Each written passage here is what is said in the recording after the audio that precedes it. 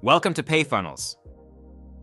In this video, we'll show you how to create coupon codes in Payfunnels, allowing you to offer discounts to your customers with ease. To create a coupon code, log into your Payfunnels account and click on New Payment Link.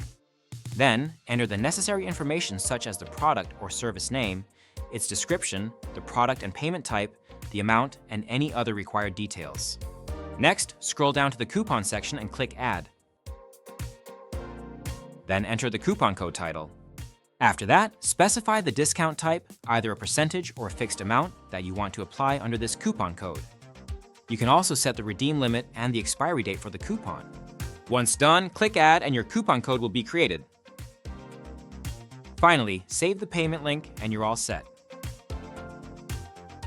Your coupon code is now active. You can share it with your customers so they can apply it at checkout while making their payment.